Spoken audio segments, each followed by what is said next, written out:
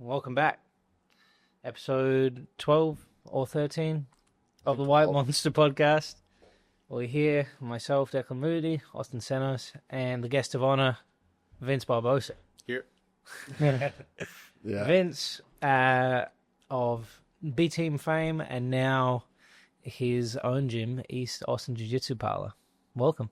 Thanks, guys. Appreciate it. I'm not sure of fame. I think I'm probably the least known and least celebrated coach at B-Team. But most beloved. Most beloved for sure. For sure. You're the heart and soul of the team, dude. Yeah. I got a lot of love for the B-Team guys. Pretty cool. Even that, I just feel thankful to, that I'm included on that star-studded, world-class, internationally competitive team. Let's start there. Let's start how you ended up. Close enough here? You're a little bit closer. These things are fitting. You can pull it closer to you, too. There you go. There we go. Yeah, let's start how you ended up at B-Team. Okay.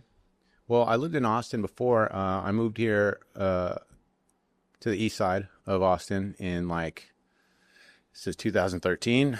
And I might have some of these dates incorrect. I know this is being recorded. I'm kind of feel like I'm being, sometimes I feel like I can, it feels like a non-interrogation when I'm on film. Hello, America. But I think it was 2013 I got out of the military. I was on special operations team and joint team. And I got out. I was having a kid. I had a son. And we moved to Austin. My wife finished her medical school. And I was out of the military. And we moved to Austin, Texas. But I coached at a gym, MMA and CrossFit gym for a few years, about 5 years. And then I moved to Reno, Nevada, and I trained at the Henzo school there with Max McGar. Max McGar was a Henzo black belt under John D. and Henzo in New York. And he coached and trained there for 10 years. So he was like a legit vetted Henzo guy, OG. I was his first black belt at his school in Reno, Nevada, where he opened up over there, where we moved to. And he moved there because he likes to fish in the Truckee rivers there. The Sierra Nevadas are beautiful. People think of Reno as like Las Vegas when you say Nevada, but it's northern Nevada. It's like alpine. The Sierras are beautiful. There's tons of snow during the winter, 4 seasons and all that. Anyway, I was Max's first black belt. What year was that? What year did you get your black belt? Yeah, the dates. So it'd probably be just before I moved back to Austin. So I'd say 5 years from 2013, 2018, maybe 17 or 18. Yes. And that was crazy for me. Like that initially getting the black belt was like, I didn't think it would be such a big deal, but I actually cried when I got my black belt from fucking Max McGar. And so I had a little bit of imposter syndrome going on. So it was amazing when I moved back to Austin and it was a different landscape. All these gyms, the newer gyms had opened, B-Team, the DDS guys that had split off were at the Henzo school and the B-Team. 10th Planet had grown with more locations.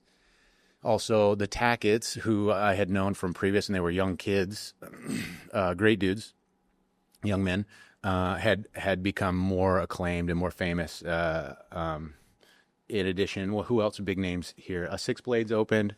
Yeah, a lot of shit had changed. So going back. When I got back to Austin, I was looked into training at B-Team, and I came in and I did it was during the soft opening, and I met Craig and Nikki and all these guys who I'd met previously. They came to Reno once, and I'd seen them at different events and stuff, and they're always cordial. But the crew there and the management invited me to just train. They're like, you can just train here. And I was flabbergasted by that, on top of just receiving my black belt from someone who I've very much admired and held in high regard. Am I talking too much here? No, this is beautiful. This is perfect. This is the easiest podcast we have to do. Just let you go. Life story. Going on with my life story. Here's me in a nutshell. I'm in a nutshell. So I get invited to train at a B-Team, and it was weird because it was just opening, and it was kind of uncertain of what the road ahead would be.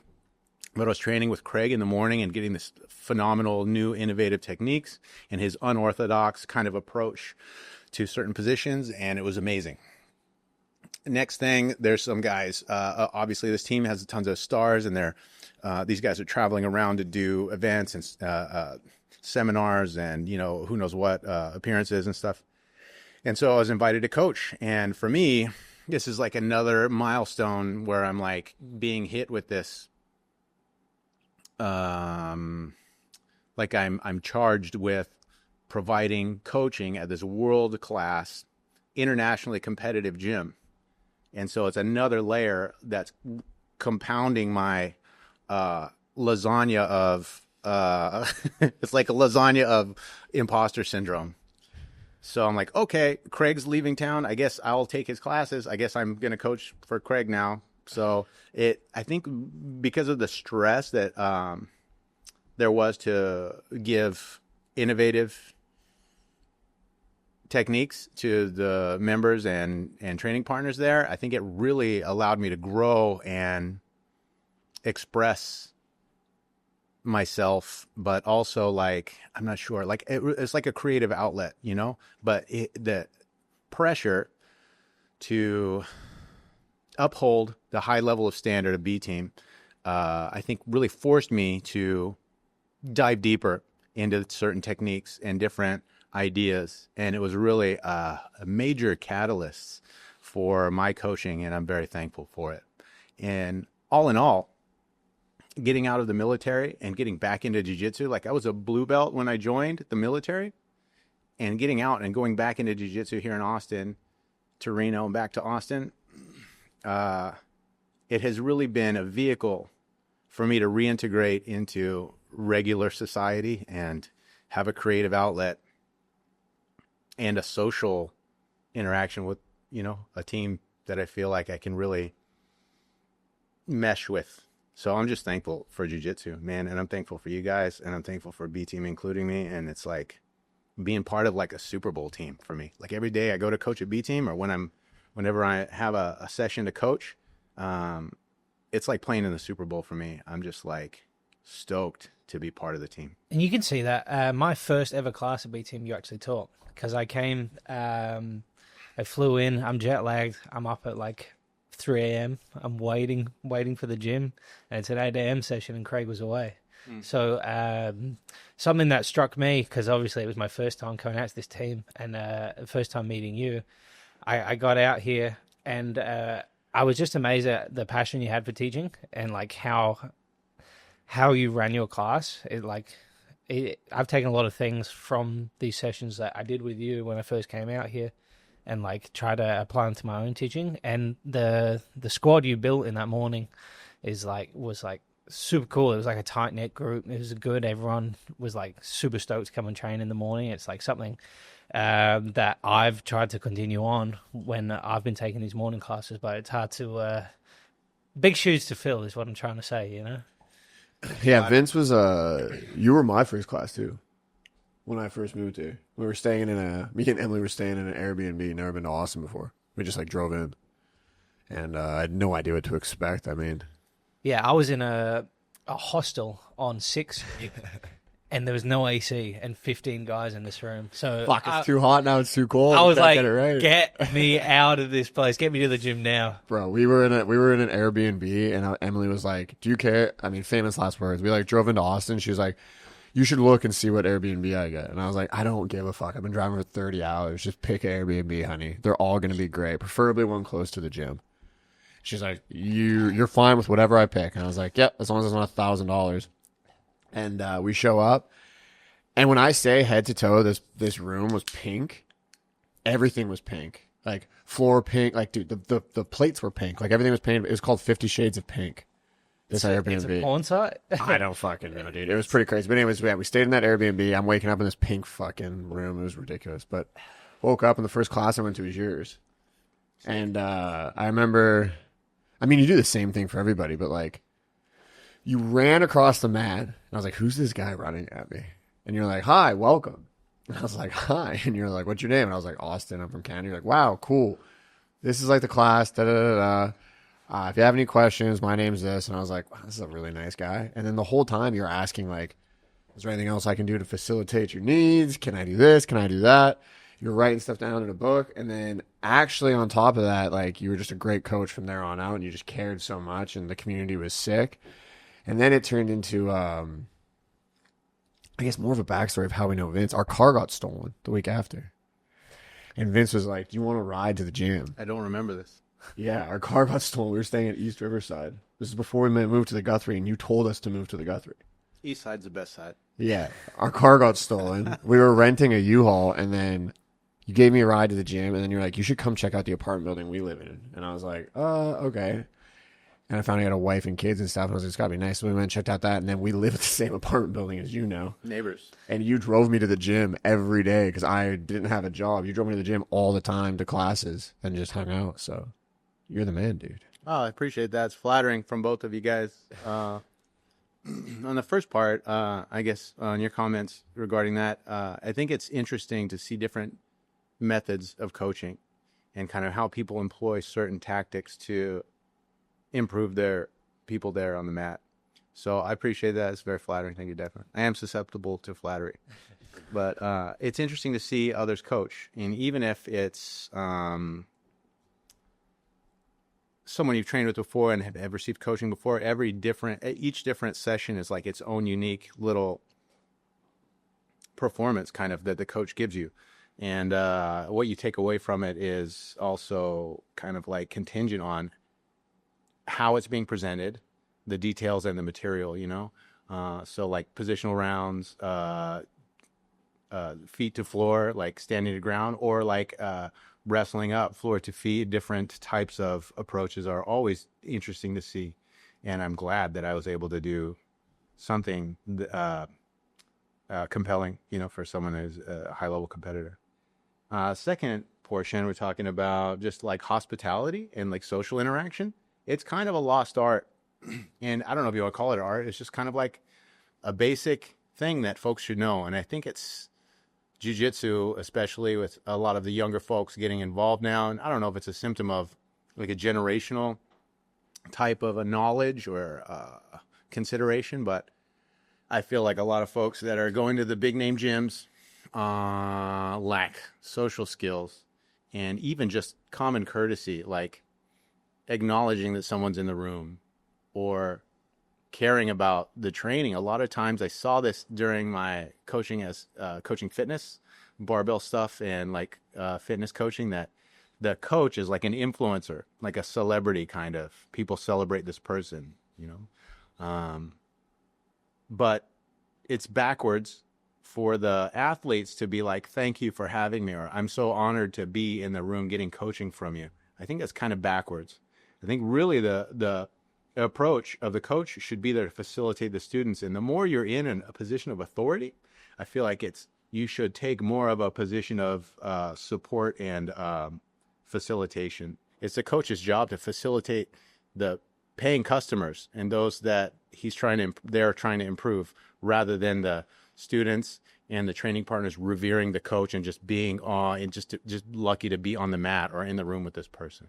It's strange, this era of influence that we're in.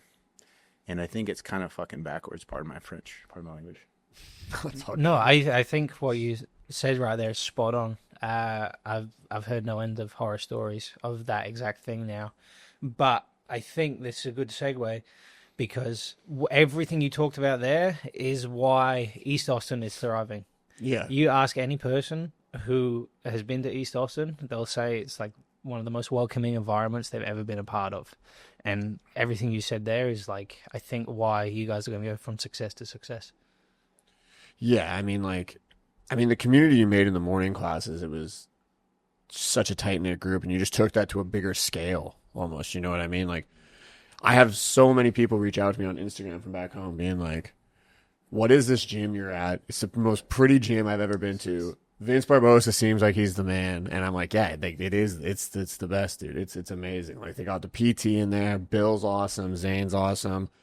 Your instruction's world class." And I mean, you touched on it earlier. Have you met Max McGar? Yes, briefly.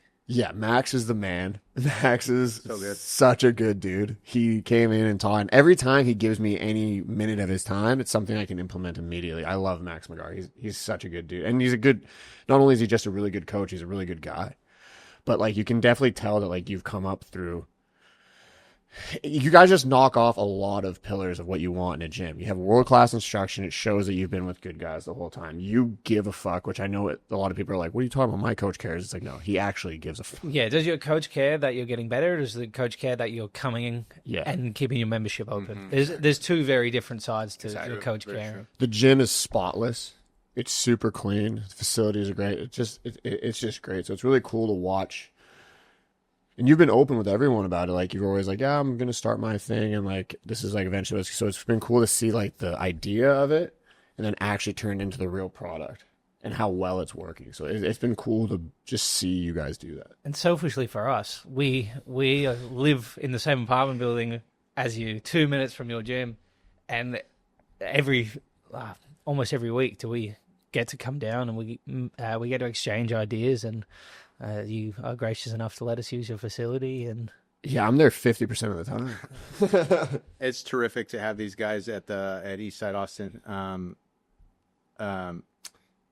Just like the little details, little tweaks and stuff you guys we like you say, collaborate on, but you guys have some real gems. And like, even this last, on Friday, we did the positional sparring class, and at the end there's a Q&A portion, and just having that, you guys there and diagnosing and lending consideration to the position that we're focusing on has been invaluable. I thank you guys a lot. Real cool. There's some crab ride stuff we were going over. I'm not going to get too far into it. I don't want to give away any secrets. Maintain some security of our operations here.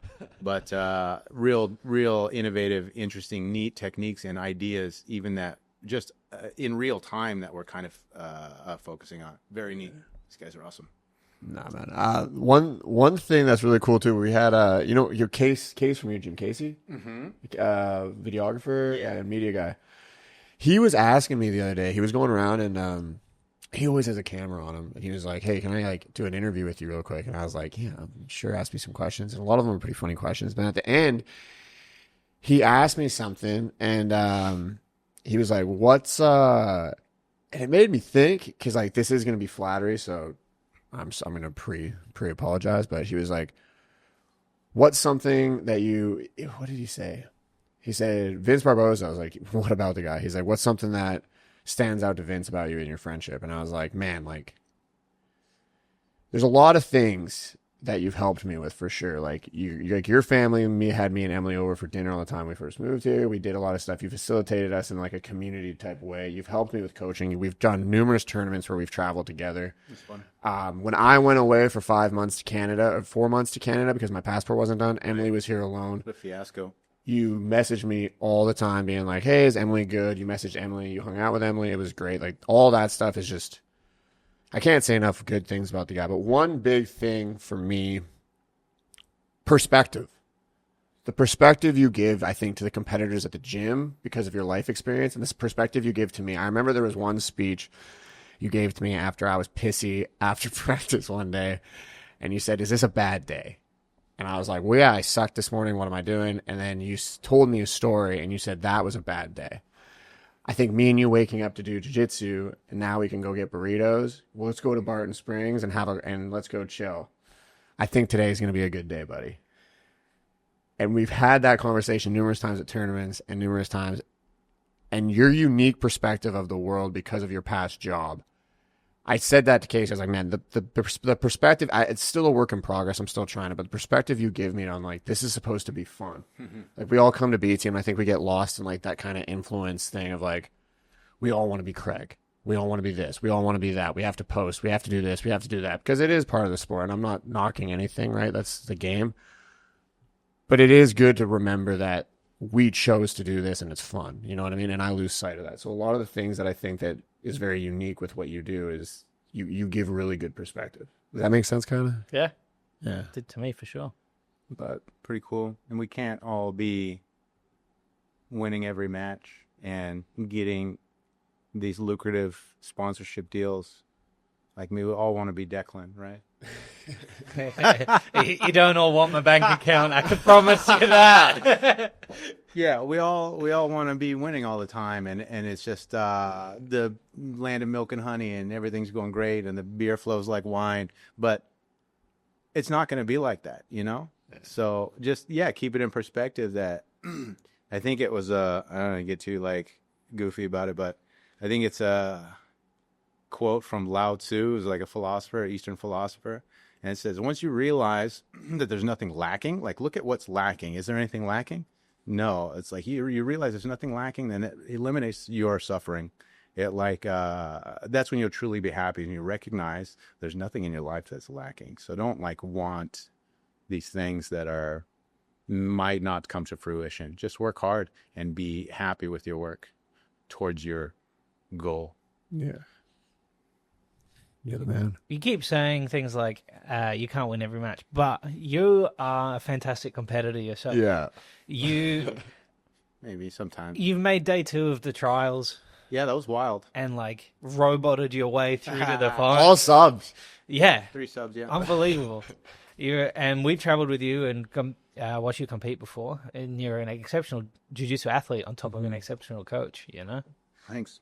Like, I'm 43 now, so I'm getting older. I'm considering doing more masters divisions. I just signed up. We're going to go back up to Fort Worth, Dallas, ADCC Dallas. And I signed up for the masters division, but I'll probably switch back to adult because I'm going to make one more appearance at the East Coast Trials in Orlando coming up. And then wherever the fucking West Coast Trials are, shout out ADCC, I'm coming. You got to see how those roulette tables treat you in Orlando, brother. Oh, yeah. Roulette, I enjoy roulette. You guys like to gamble, right? Sometimes? When you have like a little bit of scratch to gamble. I'm a gambler. The most I've gambled is watching you gamble. I got a system. At least on roulette. I like roulette. It's pretty good odds. You just got to watch that on the wheel. If it's a 0, if they have double 0, that decreases your odds. In some places, real crooked, they got a 000. There's 3 green spots on the wheel. Fuck that. 000 is a North American thing, I think. We don't have that in Australia. I don't think Europe has it either. Yeah. So you're only getting fucked here? No, I mean, the 0 alone changes the odds from 50-50 to 49. You like playing cards? I think I blackjack. tend to play cards or like slot machines, but I do dabble in roulette. I can't trust the slot machines. They're all computerized now. I don't really trust that stuff. You gotta speak to the machine, you know? You gotta have a relationship with your machine. You sweet talk it a little bit. Oh, yeah, you gotta treat it right. Bro, you sending me the videos of you and your mom playing slots when Together? Yeah. That's so funny. The first day back, I think, I was like, Mom, let's go out for breakfast. We went out and then across the road. Well, it's actually in the pub. The pub has a cafe on the front. And then to walk back to the car, the slot machine room in the pub. So me and Mum were like, well, we're not going to not play. It's on the way. I think the best odds in the casino are craps. Baccarat, 50-50. I've never played that. 50-50. Your only choice is to bet on yourself or the dealer. And whoever gets the better Baccarat score wins. I see. It's the only 50-50 odd in the casino. I'll have to learn. Craps, I understand, have really good odds too, but there's lots of rules that I haven't spent the time to try to learn. I've watched Nick blow some money on craps and win a lot of money on craps, but I can't play in their leagues. You know, they're a different tax bracket than me. I like how in craps, when the whole table is like betting on the same bet, and if you hit it, the whole table just Everyone erupts. explodes. Yeah. Is that the one with the stick? Yeah, the dice. Shove the dice around and move the dice around because it's such a long table. In addition, blackjack has pretty good odds, and then I think it's roulette is like probably I was gonna say third, but I think that's fourth after if you include baccarat. Not very common in the States. I don't think it is, but because I think it's big in Asia and like through Macau and that side of China, it sort of trickled down to Australia. I haven't seen an Australian casino without baccarat. I've been to most of them. Australia seems cool. I'd like to visit. I've never been. Yeah, but we'd love to have you. Want to go? Yeah, it'd be cool. Get some surfing on. You can surf. Some seafood. Yeah, it's like my jiu-jitsu. It's really fun, but I'm not that good at it. I surf about that means as well you're as really good at it. Like I said, because you grew up in California. Yeah, but it's Central California, so people always think L.A. or like the Bay Area, San Francisco. I was in Northern California, but it's central in Sacramento, actually just south of Sacramento, the capital, El Grove. It was a little rural place when I grew up. It's probably developed now. I'm sure it's developed now with like tract homes and stuff. But I grew up on a little 5-acre ranch in El Grove, which is its own city now. It was a suburb kind of. Now it's its own city. And we would travel to the coast and stuff, but I really didn't get into water activities or swimming really much, any of those water things, until I was going to try out for a pararescue. When I noticed that there was a lot of water confidence activities and a lot of like frogman type training, that I had to start swimming and get confident with my swimming. So I did do some surf trips and snorkeling and open water swims and shit like that. What drove you towards the military and that particular branch of military? Yeah, I had graduated from high school. We moved from the country into Sacramento proper, and it's the capital city. So we moved there when I started high school. And so I started skateboarding more. I was into skateboarding.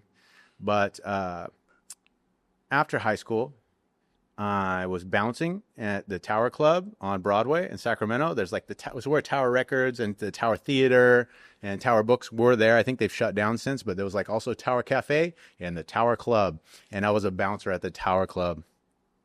And I was also going to the community college, and I thought I was going to study to be an engineer because I like doing art. I like artistic creativity. I like the idea of making perfect drawings, like drafting, making like what they call it, like they do it on a drafting table, and you make like schematics and like, exact, like to scale proportions. Yeah. You would know better than me. I don't know shit about it, but I was doing that, and then my buddy was gonna go join the Air Force, and so I drove him to his recruiter, and I kind of got the pitch to do special operations. They're like, look, you can skydive and scuba, and you get to jump out of helicopters and planes and shoot guns and blow shit up. And I was like, oh, that sounds kind of cool, And then like I considered all the benefits, and plus my father was a Marine in Vietnam, and my uncle was a Marine. I have a lot of family that were prior military, and I knew it would make them proud. And it seemed like even if I did join the military, I could get out and use GI Bill to continue college afterwards. But it ended up I just went in and I made the team, and then I made the next team, and then I made the next team, and it was pretty cool. So hold on, your first time going in, they were talking to you about special operations? They weren't just like being an Air Force guy? They're like, there's also this. The recruiter's like a salesman. He gets incentive to sign people up. And if you make, at that time, I think it's changed now, but if the recruiter signs up a guy to be, let's say you go into the Air Force recruiter, and he's like, you could be a combat controller, and you can like parachute and shoot guns, and you can like rack and stack airplanes to land them wherever you want, and like you can call for fire and drop ordnance and all that. Sounds pretty fucking cool. But if you go and you make it through the selection, which at the time was the hardest course in the DoD, was the pararescue indoctrination course, it was a 90% attrition rate. So that's the highest attrition in the whole Department of Defense. Like 100 guys go in, and they select 10 out of those. Typically, at the time, that was it. But I think even one class went through, and they selected no one. They eliminated everyone from the course. It was notorious for being the hardest one to get through. And a major obstacle was the pool, the stuff in the pool. Guys would quit there, besides like, twisting your knee or getting shin splints so bad or whatever. Or you're finning with these gigantic fins on. It's horrible on your ankles. Plus you're carrying around a log and rucking with a pack and just doing these fucking games that they make you do. But where was I going with this? It's a hard course. 90% attrition rate. Sometimes people don't even get through. The recruiter. Yeah. When the recruiter gets someone through and they have them sign the paperwork, and they make it all the way through that difficult course, those guys get a fat bonus. So they're incentivized to sign up, folks. That's crazy. And they have a quota. But if they get these specialized career fields, people into the career field, and they make it all the way through, those guys get an incentive. So I think I was getting that like car salesman pitch from the recruiter. Little did he know, he was talking to the right guy. If you guys go and you're going to go join the military, good on you. But just make sure that you review your contracts. Make sure it says what you want to happen in that contract. It's up to you, and you don't have to like make concessions. You get what you want, and that's that. Don't let them sway you. There you go. So you go in, the guy gives you a spiel on being special operations on the teams and going to the Air Force and being a pararescue, correct? Mm-hmm. So you're like, this sounds sick. Yeah. My parents did it, or my dad did it, my uncle did it. You go in, and right off the hop, is it just training, or did you have to serve a couple years and then get in? It was a year of wait time, delayed enlistment program, but I was guaranteed after basic training to go right into that selection course. Luckily, I made it through the first time. Wow. There's like, it's every day is like a challenge where there's like, you have to run. If you don't run fast enough on this, however many laps, then you get a red on that one. And if you go red twice in a week, maybe it's the whole fucking course. Anyway, every day is like tons of tasks to complete up to standard. And if you don't, then you're out. And you end up being like a survival specialist, or you get washed out to being something else, like a cook or... So you make it through the first time. So within a year. It took a year to start going basic training. And then, I had a slot, I had a ticket to ride, but it's a year away. Okay. And then how long was the training itself? I forget how long the indoctrination course is. It's like, I don't even recall, guys. It's like 10 weeks or 12 weeks or something like that. Because after that, you just kept doing other stuff, right? So like you made, so what was the first one you made? What was that? The indoctrination course. It's the selection course. Okay. So then after that, you had to wait again and you wait around in the barracks to get a ticket to go to dive school or jump school. There's several different qualifications. You have to make it all the way through the pipeline, and that took me 3 years. It's like jump school, so that's round parachutes that the ones that you can't steer, they just kind of like float down. Yeah. Free fall, the steerable parachutes that you fly in like precision with a team and land at a certain point. Then there was scuba, which is also very hard. I went to the Army Scuba School in Florida, which I think the Air Force has its own scuba school now. It was harder when I went through with the Army guys. You're an Air Force guy at this like historic Army Scuba School. Amazing, but very difficult. So Army Scuba, the 2 parachute courses, you have to make it through a paramedic course, which is like condensed into 6 months. You go through basic EMS and then paramedic in 6 months. So you got to pass all the academic tests. I imagine they had like military specific as well. There is tactical combat casualty care. It's basically like if you have casualties and you're taking fire, return fire first. You know what I mean? It's like principles like that. Okay. Plus there's like field expedient things you do with the things you have available, and like triaging mass casualty scenario when you don't have enough stuff to treat everyone and save everyone, then you have to like consider how to triage. Besides that, the parachuting, the scuba, the paramedic, there's mountaineering involved, like raising and lowering things. Mountaineering, what else, guys? Survival school, a couple other things. You got to do aircraft operations, and it's a long, hard road to make it all the way through. Like my buddy Kraft, he made it through the selection, tough ass guy, but he just couldn't give a shit for the medical stuff or the calculating drip rates, and like certain drugs dosages you have to remember and stuff. So everyone has to do the paramedics. Every pararescueman is a paramedic. Okay. Okay. It's like a multifaceted special operator that can attach to Army team or Navy team to support operations. Like if you hear about Tier 1 special operations, you're looking at like the SEAL Team 6. That Navy team is not completely Navy. They typically have a couple Air Force guys on there doing having different specialized skills. Yeah. That's crazy. Yeah, I remember because Emily's like a nurse. Like obviously we know Emily, but she's a nurse. And I remember we were talking. You were talking about something about fixing something one time, and she was like, "Vince knows a lot about like helping people for like medical stuff." And I was like, "Yeah." And I remember I was like, "Yeah." He told me one time like he can administer like blood bags or something. Mm-hmm. We were administering. And she looked at me and she was like, "What?" And I was like, "Is that a big deal?" She's like, "Yeah, like you don't let people do that in the hospital. I think like only like was it doctors or surgeons can only like do that." And I was like, "Oh shit, that's pretty crazy." Like, yeah, we were carrying ketamine. We were administering blood, which I think I've done a few times, and it resulted in saved lives, which is amazing to me. It's an amazing feeling to be like, if I wasn't there, that guy would have died. That's something not many people can say. Like if you want to look at percentages of like someone who could say that, you're in the 0.000. Yeah, it's amazing to like. I actually feel like I made a difference. A lot of these guys go in to be certain career fields, like I want to be special operations, and it's like I feel like the sentiment is like I want to like shoot some ragheads, or I want to fucking blow up some shit and fuck some shit up. And it's not where it's at, man. The real rewarding thing is like being able to save somebody in dire straits, or even if we apply it back to on the mat, being able to help people and see them improve is the most rewarding thing. It's the most rewarding. Yeah, I think that just goes back to what an incredible person and outlook you have and you give to everyone, Yeah, I mean, it's just... I think that's the first time in the podcast history that me and Austin have just been silent for a minute there. I mean, that's some good... Yeah, yeah. Like I said before, like the whole perspective thing. I mean, like the thing that you give to everyone is like this crazy perspective. So when you were getting in, like, did you always want to like you just said like something really big there, like, a lot of people want to do things for themselves and they want to do this and they want to do that. Mm-hmm. But you said where it's at is facilitating other people. And that's something that, like, if anyone knows you use that word a lot. You're like, oh, I'm here to facilitate this. I'm here to facilitate that. It seems like you really put a lot behind what you can do for other people. Mm-hmm. So did you always have that? Or did you find that in the military? Or was that what sold you on the military? Or I'm not sure where I got that from, man.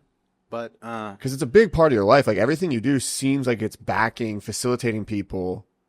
That sounds correct. And like giving a fuck about people, as long as it's like a two-way street. I mean, you give a fuck about everybody. You're just a good guy. You know what I mean? Facilitating. What's the root word there? It's like making it easy, making it easier on people. Man, life can be hard.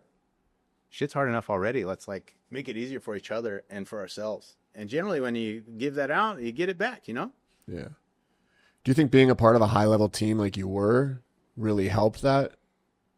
Because you was a bunch of guys looking after each other, or do you think you always had that? I think that even just being on a team, like a sports team that has the same goal in mind, whether it be like ice hockey or rugby or anything like that, it can, it's great for kids to learn and younger folks to learn to be able to work together for a common goal. But when there's a shared risk involved, where your health and welfare is at stake and you're working together to like keep the group safe, that's really forms the tightest bonds and it really makes the biggest difference. Psychologically, I'm not an expert on it or anything, but when things are intense and you're there with someone, like let's say you're on a date with a girl and something crazy happens, like somebody's causing violence or something, and you guys escape it together, you become closer just psychologically. It's like a strange phenomenon where like an intense moment happens and you're there with each other, those bonds become closer. So I think that specifically in the military, shared risk and the close bonds that are formed on the team that has a common goal and all of your asses are on the line and you're working together for that really, like, I think made an impact on me. Yeah. I mean, you do, yeah, like you bring that into, like we said before, like the morning classes you were doing and like the way like the gym's set up now. It's really cool to see like how you've brought that into like your normal life. Because I know like people have talked about this too. Like people struggle like leaving like such a crazy job like that, coming back inside. But it seems like you found like an outlet that's like super good that you can keep facilitating people and keep having fun, keep doing your thing, and like you're thriving. Man, it's worked out. It's worked out great. I don't know who to thank, but I'm very thankful. Things have worked out. I think you got to thank yourself more magically for me. I guess so. It's like you've done a lot of this. Like you put yourself through, through the military, through all that training. You got yourself through all that, obviously. And then you went through everything you went through in the military, and you've come out and you found something that you pursued, and now you've brought this to all these people. I think you got to give yourself such a large amount of credit as well, Yeah. Yeah. I'm not sure. I think that there's a lot of things that have happened where it led a lot of close calls, where it could have gone either way, 50-50.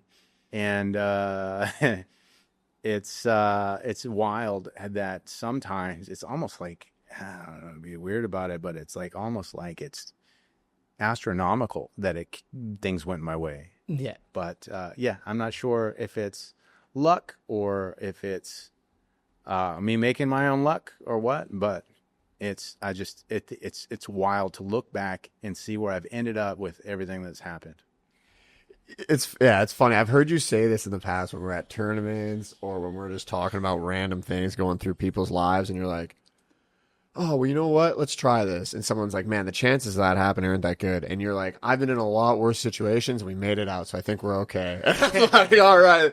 If that doesn't get you hyped up coming from Barbosa, I mean, check the guy's pulse. That'll fucking get you going, dude. Yeah, one of the best cornermen in the game. Oh, for sure, bro. He's the fucking... And one of the best travel partners, like driving up to Dallas, myself, Kieran, Vince, and Austin, driving up, the wheel blows out in the first 30 minutes. Oh, yeah. And, you know, Austin keeping his cool, calm head as usual, losing his mind. But then on the side of the highway, 3 inches from 100-mile-an-hour traffic, Austin's put the tire back on. I would have pulled the car over another 4 or 5 feet. But, yeah, just getting like through that, and then you're hitting us with all these great stories, and we're just laughing the whole way up. We're walking through Dallas, just giggling. Bro, I thought I was going to get a call from Ferrari to change tires after that, dude. Sorry, Andretti pit crew over here. Turns out no one is open as a tire shop between the hours of 6 p.m. on Is it Friday? On a Friday. And it was earlier than that. We left Austin at 3:30. Crazy. And we blew out in Waco. So it was like 5 or 6. Everyone was like, nah, we're closed. That was the longest drive to Dallas ever. It's 7 supposed hours. to be a 2.5 hour drive. It took 7 hours on a donut. Well, we stopped at Buc-ee's, though. We did stop at Buc-ee's. The Buc-ee's combo's a barbecue sandwich for me. I'll do a barbecue sandwich. I'll do an energy drink. And then what's the other thing they got there? Oh, the little banana pudding cup or a coconut. I don't know if you're in a coconut, but a coconut cream pie cup or a banana pudding cup. Very nice. That's the combo. Hell yeah, dude. Shout out Buc-ee's. And you armbarred the Buc-ee's Beaver. You got to do that every time. Tag statue submissions. Shout out. Right. I think they're still good. That's a page? Yeah, it's like an Instagram page. Amazing. Do I have time to grab another thing, or is that going to fuck up operations? Yeah, just one of those Zilkers. Yeah, we've done a lot of trips with Barbosa before. And every time is pretty fun. I don't even know. We've done Vegas now, what, twice? We went to Vegas for was it trials? What was it? We went to Vegas once for trials, IBJJF? once for Worlds. We were staying at, remember that one house we stayed at? With the Elvis house from Mahenzo Gracie Reno. Yeah. And it was like Elvis themed. It was kind of cool. It was kind of but there was some IV administration paraphernalia behind one of the lamps. There was a fucking hypodermic needle. Yeah, there's a fucking heroin needle beside my bed when I went to sleep. Yikes. It was fucking wild. I woke up, I was like, hey guys, poor fucking who was there? Andy McKinney, Henzo Gracie Black Belt at Henzo Gracie Reno. His wife, Adrienne McKinney. Max was there. Who else stayed in there with us? I felt bad. They were horrified. They're like, where did you find this? And I was like, it's right here by the bed. Tons of epic trips with the Henzo Gracie Reno crew and Max McGarth. Thanks, guys. Awesome. Yeah, we've had the trips with you are always too much fun. It should be fun. Yeah. It should be fun. It's like, why? Those are the best parts. Yeah, it's like, why go and compete and like make an endeavor and not like try to get creative on the way? I think everything. I've been reading this book recently. Damn, I don't even remember the name, but it's by music producer, I think Rick Rubin, the guy who produced the Beastie Boys and all these like hip hop groups. He's pretty interesting, kind of a guru type dude. And I don't read many books, but my friend let me borrow this one. It's pretty good, and it's talking about the creativity of things. And like everything we do, once you realize everything you do is a creative act, you realize that it's like more fun. Even just forming a sentence, like the words that I'm choosing to like curate into my sentence now and the paragraph I'm speaking is a creative act. The movements we make, how we interact with others, the choices we make, what restaurant I'm going to go to and how I'm going to go about getting food on the way to my next thing, like dog-legging off to go to a cool sandwich joint before I go to my tournament that I already have planned, or like making a specific stop at like a spa to cut weight, like doing it, having some flair with your life makes a big difference. Like you look back on it and be much more satisfied, I think. if you add some creativity to things. For It's sure. definitely creative. The spot we went to in Dallas, that little dive bar. Remember, we had the chicken fried steaks. I remember. It just ruined us. Oh yeah. Remember, and Declan had to sit on the corner of the bar, Yeah, and right in front of a post, and he's I was like trying talking to- to one guy this way and the other guy. Wow, that was fucking funny. We stopped at the RoboCop building there. Yes, we The- did. in Dallas. I think it's the City Hall building. It's the building from the RoboCop movie in like '85 or whenever that came out. Pretty cool. I mean, some of the capsules we had definitely helped with a little bit of the creative aspect on every one of these trips, if you get what I'm saying. But the boys are rolling on those trips. It's fun as fuck, dude. Hella. But And then 50 C4s at the don't bring that up. at the event. Don't. Oh Free yeah, energy drinks. they had those energy drinks. They were just giving them Play away. locked up by Akon now in the bar. Yeah, we've been tiptoeing around that one. Yeah. Tensions were high at one point. Yeah, that whole trip was sick until the last 28 minutes. But other than that, it was good. But yeah, I mean, so you're here, so we cover like the military stuff, coach a B team, trials, you have your gym now. And I mean, life seems pretty sick. Like everything's going good. Yeah. My kids are wonderful. They're getting straight A's.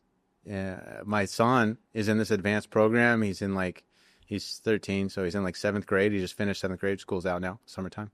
But he took algebra in 7th grade. He's at this accelerated thing, and he got an A in algebra. In high school, I took pre-algebra and barely fucking passed.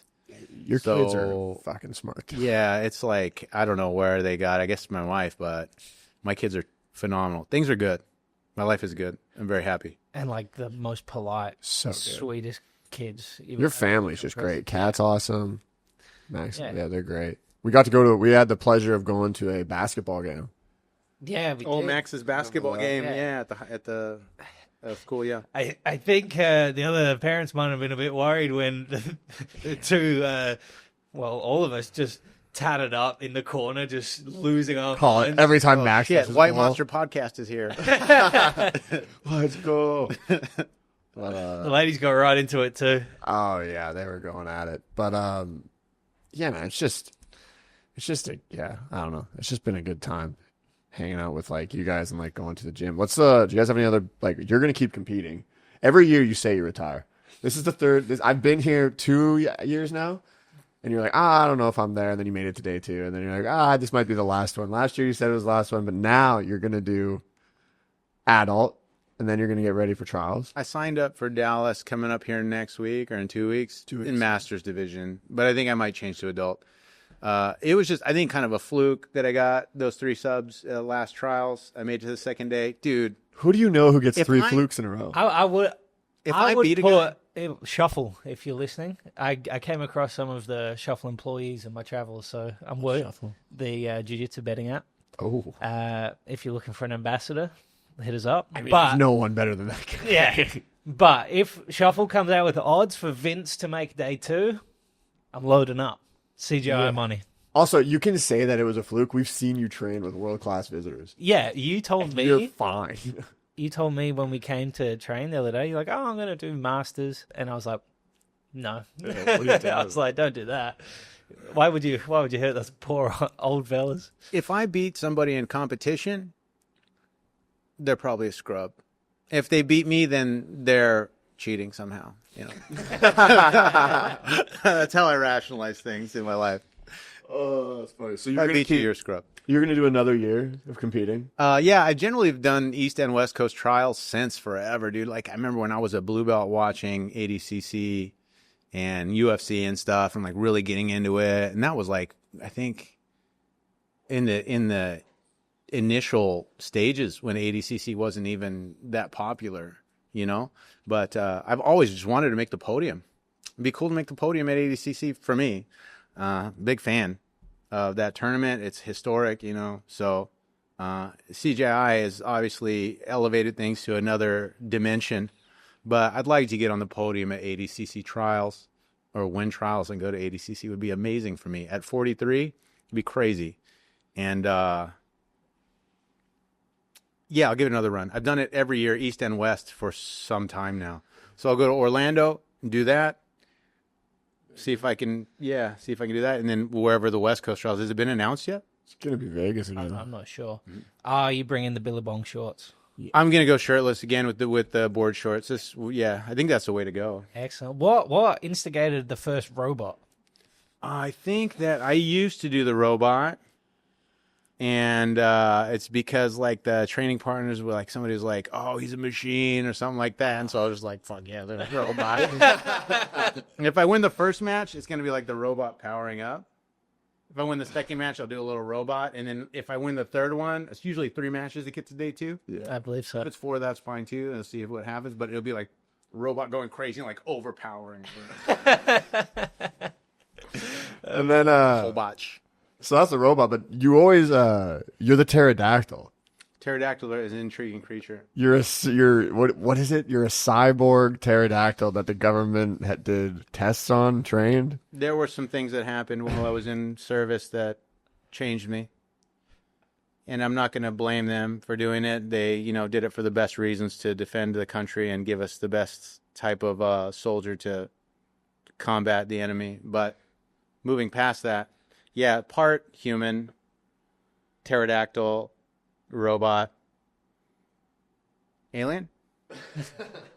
I'm like half of each, half robot, half pterodactyl, half alien. I guess that's where the pterodactyl comes from. It's interesting to see jiu-jitsu guys, and they have other qualities or like secret things about them. It's like, oh, the guy's a great competitor. He won this, he won that. He has a certain technique that he's showing. This is an interesting guy. And you learn a little more about him, and it's like you didn't know that like Declan Moody is a marine biologist. That is absolutely fucking. That's wild. The guy likes fish And aquatic lizards. Are there aquatic lizards? Like there are aquatic lizards. Like Komodo dragon are amphibious, right? Most lizards are kind of amphibious. I didn't know lizards could swim until right. Way, dude. Yeah. Way much. Yeah. They dive down. It's like a walk on water. What are you talking about? Run. It's the Bassilisk. Yeah. This is the Jesus lizard. He runs like that. Yeah. It's spot on. Really? Yeah. No.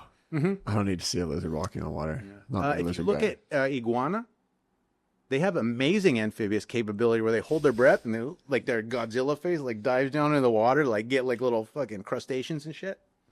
There's a lot of aquatic lizards are pretty cool, guys. Yeah. Pteranodon, not the pterodactyl, not a dinosaur, flying lizard. I remember I was walking my dog one day and I got a text saying, "Did you know?"